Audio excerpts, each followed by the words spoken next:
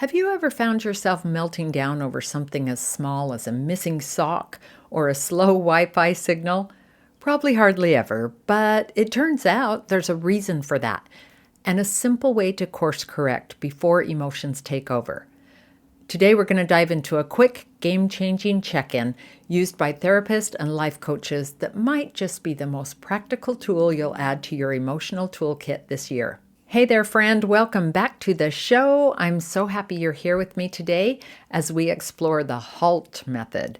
I think you're going to love this. It's a practical approach. I've found it genuinely useful in my daily life, and if you haven't heard of it before, I think you'll find it's a straightforward addition to your emotional awareness toolkit. So what is it? HALT. It stands for hungry, angry, lonely, tired.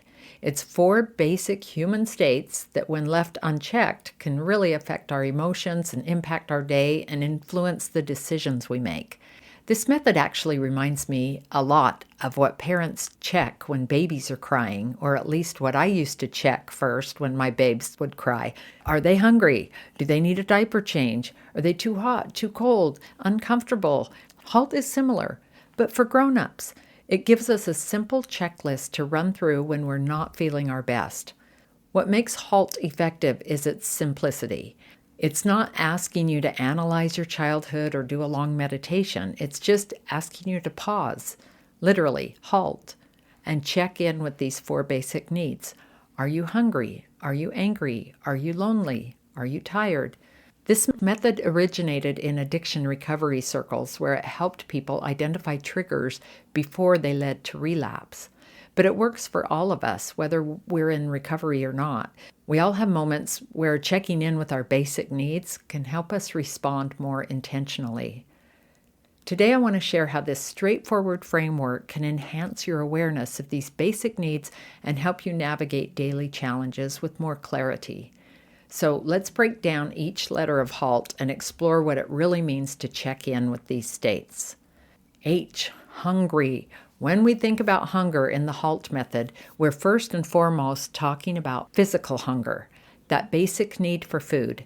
This is crucial because when your blood sugar drops, your body releases stress hormones like cortisol and adrenaline, which directly impact your mood and your decision making. Having a nutritious snack or meal can quickly reset your emotional state and bring back your clarity. No wonder we get irritable when we're running on empty. We're all familiar with the term hangry, right? That combination of hungry and angry that happens to a lot of people when they go too long without eating. It's a real phenomenon. My hubby and I have learned the hard way, if we're on vacation together and he says, "Are you getting hungry?" and I say, "Yeah, I'm getting hungry." To me, that means within 30 minutes, I need to be eating something. But to him, that means, okay, in the next couple hours, maybe we'll stop and find something to eat. We've worked that out now that he understands that means much sooner to me. Being aware of our hunger cues helps prevent those moments when our mood plummets due to low blood sugar. But I also want to mention there's sometimes a hunger for things beyond food. So sometimes we're hungry for mental stimulation when we're bored, creative expression when we've been somewhere where it's been very logical, rest when we've been pushing too hard, purpose when we're feeling adrift, laughter when things have been too dry. Sometimes I just need to watch a funny cat video for a few minutes. Oh, geez, I've been talking a lot about cats lately, haven't I? Okay, let's go on. So it's good to notice that when you're reaching for food, sometimes it's not physical hunger. We might actually be hungry for something else entirely.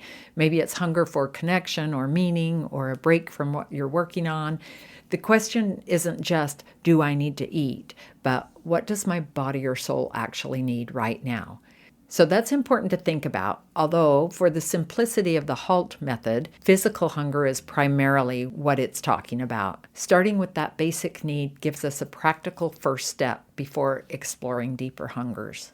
The next letter is A, angry. Let's talk about anger, that emotion so many of us were taught to push down or ignore. Here's what I've learned. Anger itself isn't the problem. It's a normal, healthy emotion that often signals that a boundary has been crossed or a need isn't being met or somewhere it's covering up for some fear. The problem comes when we don't recognize our anger or don't know how to express it constructively. Unaddressed anger can simmer beneath the surface, and it affects our decisions and our relationships and even our health.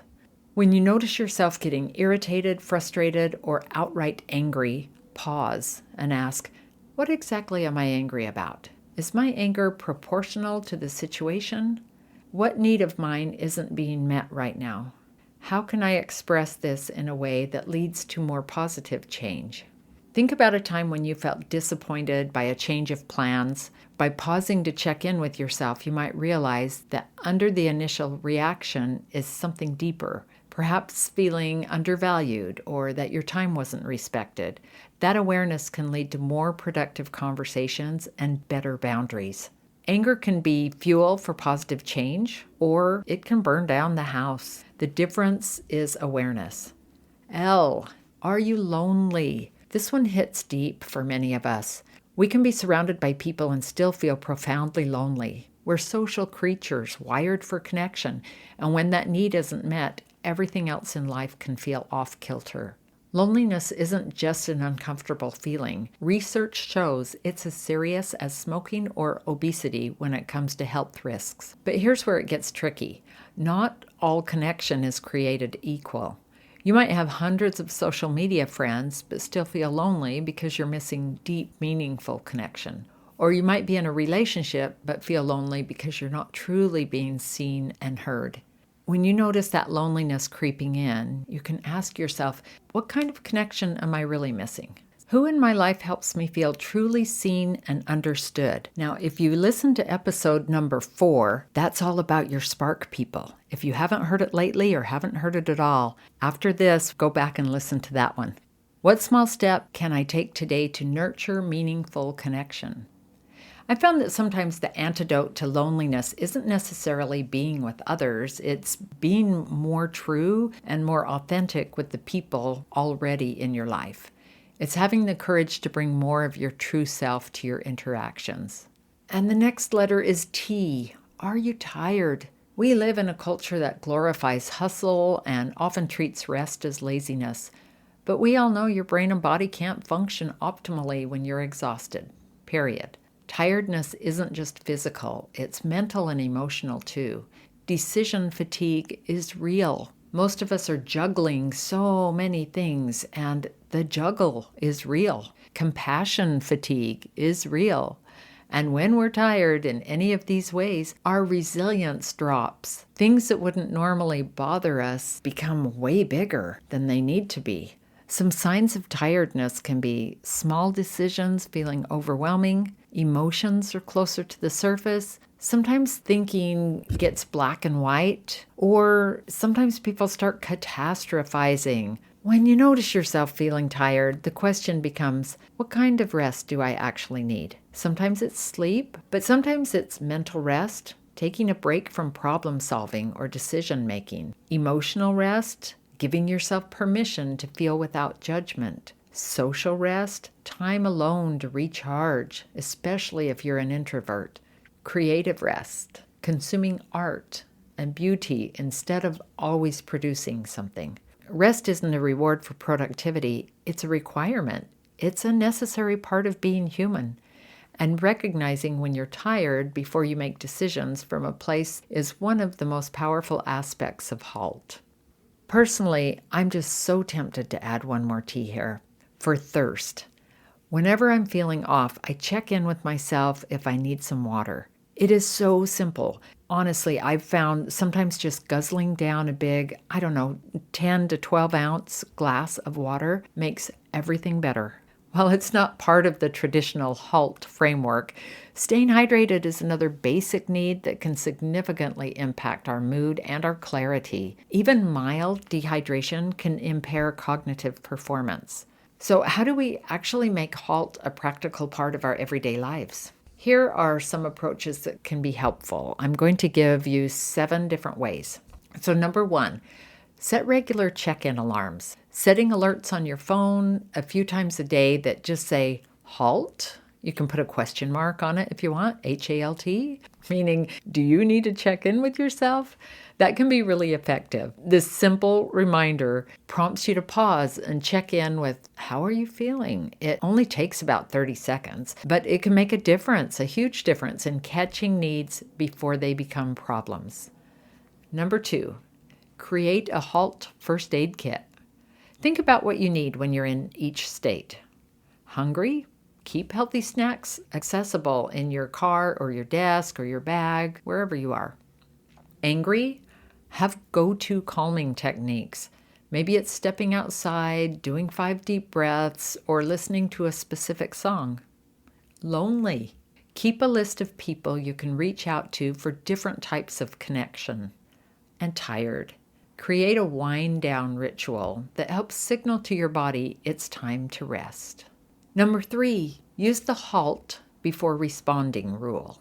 Consider making it a policy with yourself to check HALT before responding to any message or situation that feels challenging. If you notice you're in one of these states, give yourself permission to address the need before making a decision or before sending that text, for sure. Or make sure and eat something before you go to the grocery store. We all know that rule. Number 4, make it visual. Some people benefit from visual reminders. I'm one of those people. I love them. Put a HALT sticky note on your computer or make it your phone wallpaper. Some people even use wearable items like a wristband as a physical reminder to check in with yourself. Number 5, practice with a partner. Share the HALT method with someone close to you and practice checking in together. You might simply ask each other, HALT check, when someone seems off. It can become a helpful shorthand for, hey, let's make sure your basic needs are met before we continue this conversation.